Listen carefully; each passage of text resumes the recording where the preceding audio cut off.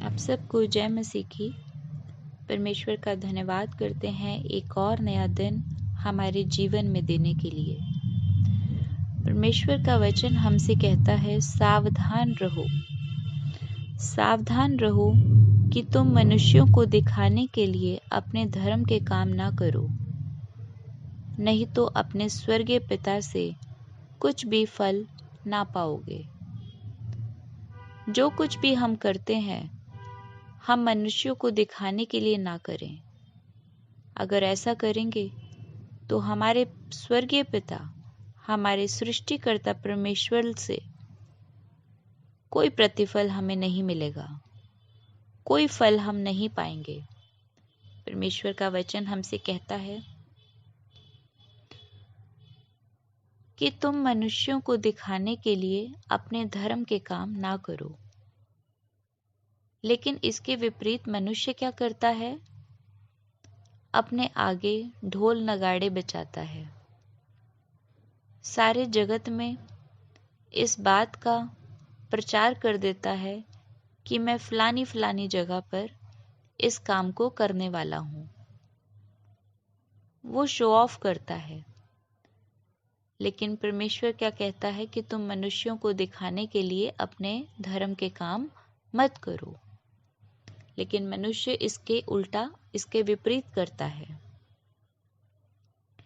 अगर वो किसी को कुछ भी मदद भी कर दे, कोई दान दे दे, तो उसके लिए भी वो बहुत लोगों को जाकर बताता है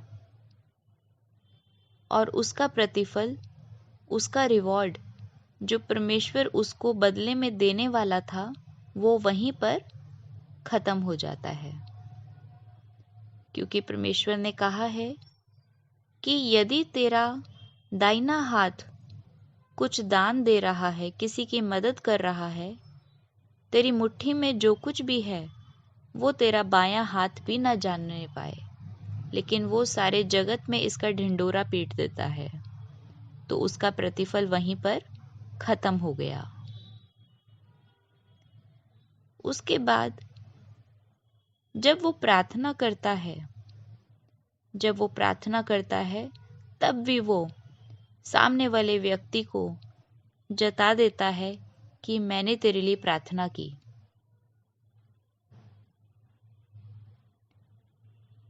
अपने आप को अटेंशन देने के लिए अगर हम कोई कार्य करते हैं, तो उस समय हमारा प्रतिफल जो परमेश्वर की तरफ से हमें मिलने वाला है, वो खत्म हो जाता है।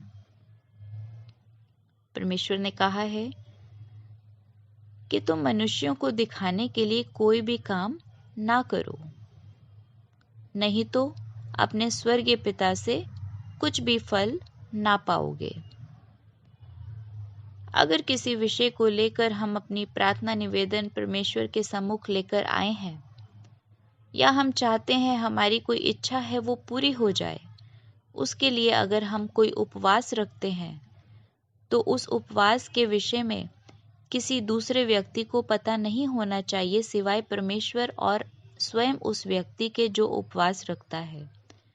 परंतु मनुष्य क्या करता है? मैं हर एक के विषय में नहीं कह रही, ये वचन जो कुछ भी बोल रही हूँ वो व्यक्तिगत रूप से किसी उसी व्यक्ति से बात करेगा जिसके अंदर ये कमियां पाई जाती हैं। परमेश्वर हमें हर दिन, हर प्रकार से, हर एक माध्यम से सिखाता है। अगर हम उपवास भी करें तो कोई दूसरा व्यक्ति ना जाने, और अगर वो जान गया तो हमारा प्रतिफल जो परमेश्वर की ओर से हमें मिलने वाला है, वो उसी घड़ी समाप्त हो जाएगा। आज हमने बात करी दान के विषय में, प्रार्थना के विषय में, उपवास के विषय में।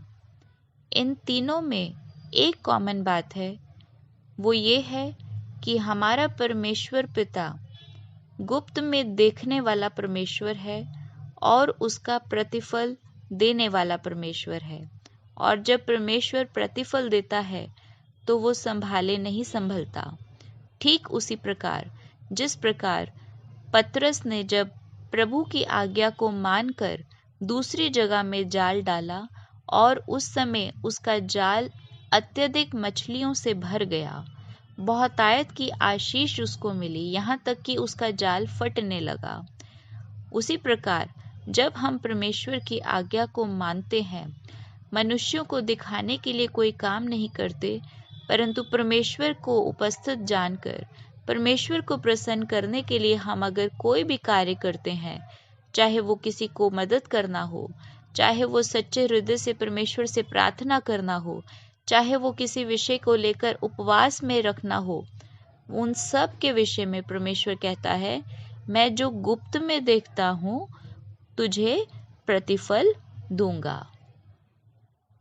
परमेश्वर हमारी सहायता मदद करे कि हम परमेश्वर के सम्मुख खरे पाए जाए। आप सबको जय मसीह की।